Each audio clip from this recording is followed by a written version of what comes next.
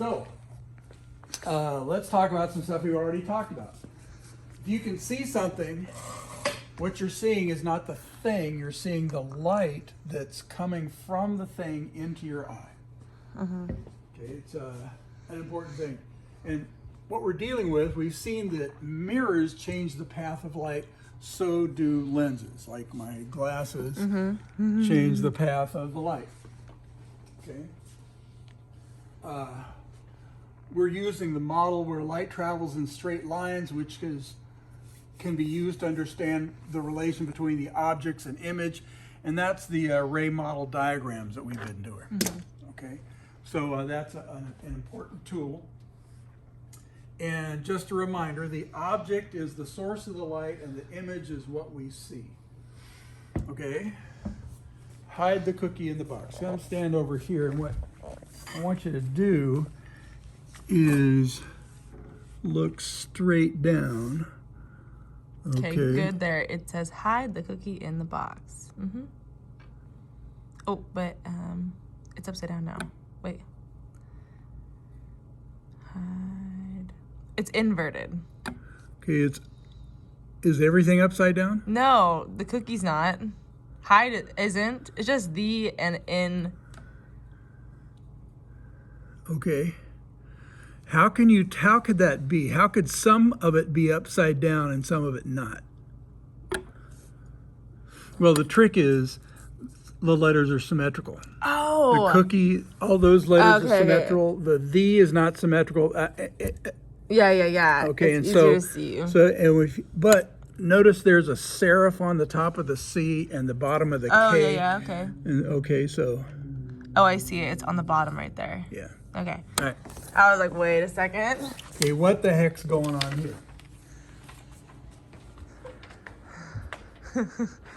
So we've done this, roll it out, look straight down to what you see, and bring it about 1 centimeter up. Everything's upside, some of the letters are upside down, some of them are not.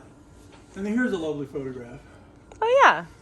Of raindrops on plants, and you notice that gravity is pulling the raindrops down. So what do you note about this picture about the house? It's upside down. It's upside down. What a lovely house. Okay. So let's talk about this. Here is a low index of refraction air, high index of refraction glass.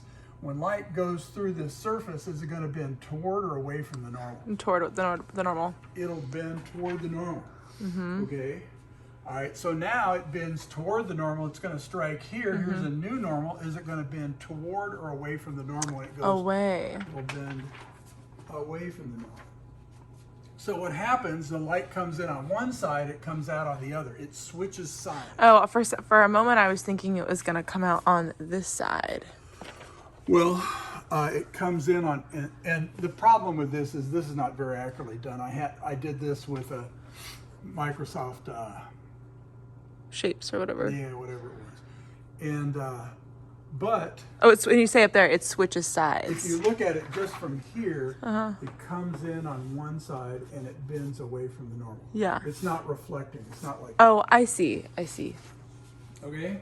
So normal is a line perpendicular to a surface at a point, and now you can see why we're talking about this second part. Perpendicular to the surface at a point on the surface. Okay.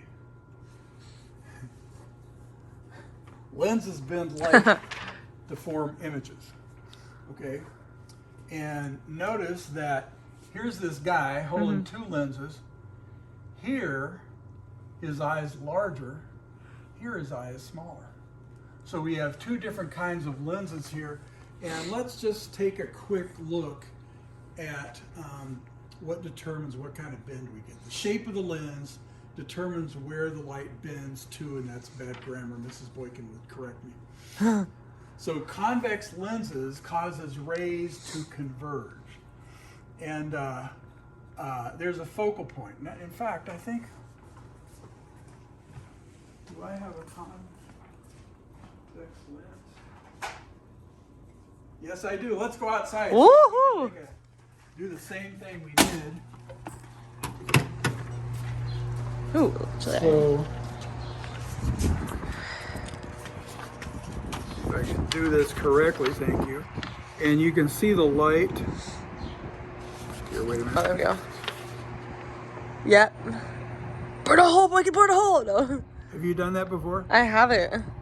But you can see now, light rays parallel from the sun are coming in and are meeting at a focal point. Yeah. Thank you.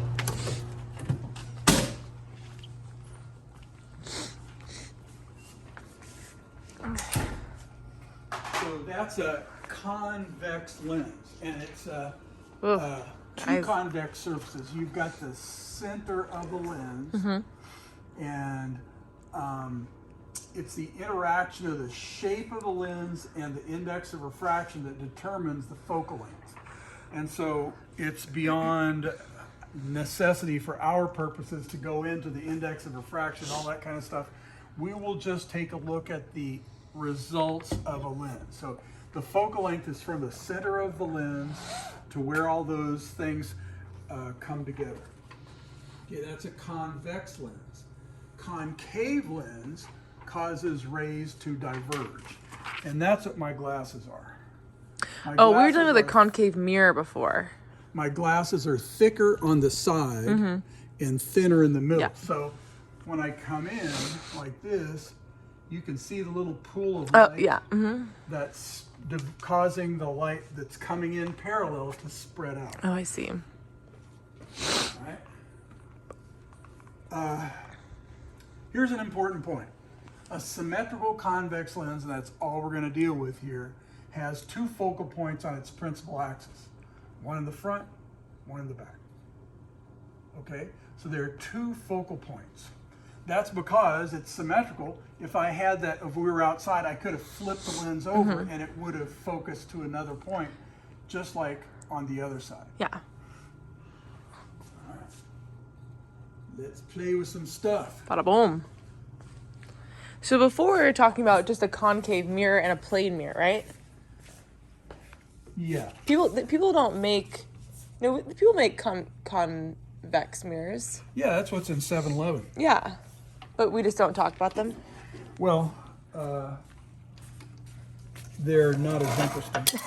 No, They don't converge on a focal point, do they? Or they do, but it must be, it's behind the mirror, huh? Yeah, it's a virtual image. Yeah. It can't be projected on a screen. Okay, so what we have here, in Lens Introduction Lab, we have the light source here, lamp house, and we have a flat concave lens right here. And what I'm going to do is I'm going to send the middle ray down, and you can see we have a focal point right here. And if we measure the, oops, I missed it. If we measure the distance from here to there, that would be the focal length of this.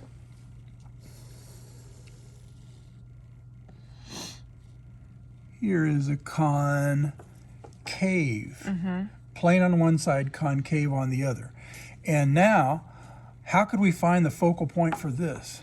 You'd have to do... It's where they converge, and it's going to be back here on Yeah. this side.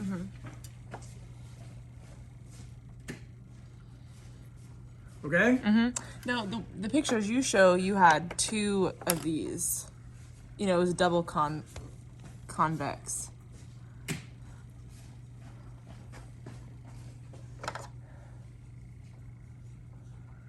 Let's go back over here.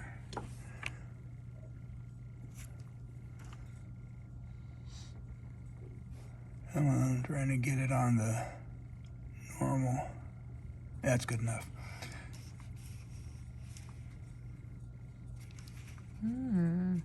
So it cuts it in half. Now we get even more bend. Yeah. And let me just do this.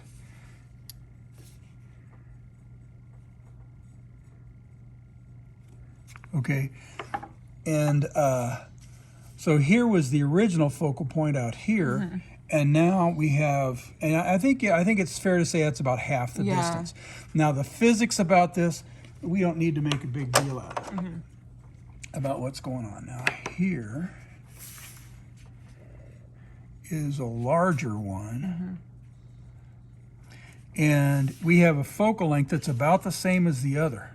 And that's interesting. Yeah. And you can see there's also some reflections going on inside.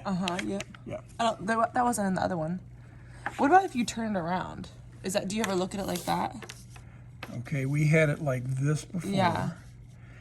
And if we turn it around, So it's still, this. because the bending is happening at this surface right here. Got it. Now, because there's also some bending taking place at the back, because there's a bend. If you look straight down from on top, Yeah. you can see that it starts bending, but then That's because the change in the medium. yeah, that's right. So is it? Anytime it passes the surface, unless it's along the normal. Yeah. Now is this? Did we just move it? Would it have been the same focal point, or is it just a little bit different? Well, I can't remember if we like moved some things. yeah, It would be a little center- different this- because it's the center of the lens here. Yeah, that makes sense here. Okay, so let me see if I can get this on the line again.